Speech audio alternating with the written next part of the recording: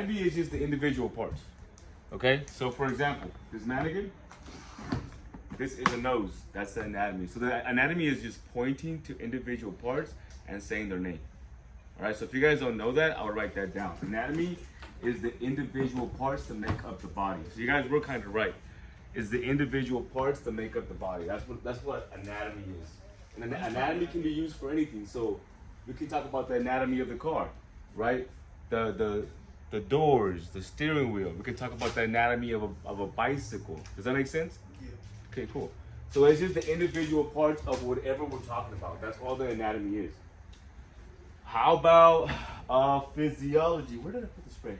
Physiology. Who can guess what physiology is? I'll give you a hint. Physiology is an action word. What's up, my soul? The study of physical movement. Physical movement in the body. I like that. So the physical movement in the body. So however you want to write that down, and I'll rewrite it up here for you guys. So, one more time. Anatomy are the individual parts. So let's go ahead and write that down. So anatomy individual body parts. We'll say that. Body parts. Physiology.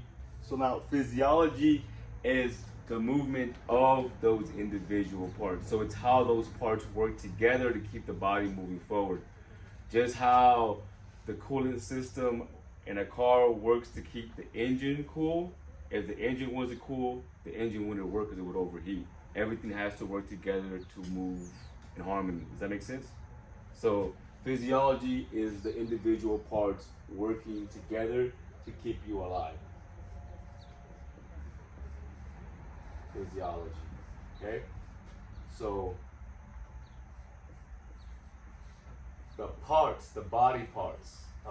I'm gonna keep it just simple, super simple, okay? The body parts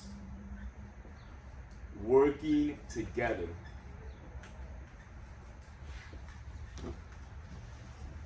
So from now on, whenever you guys see anatomy and physiology, you know we're talking about body parts, and physiology is how those parts work together. Cool? Okay. Keep going.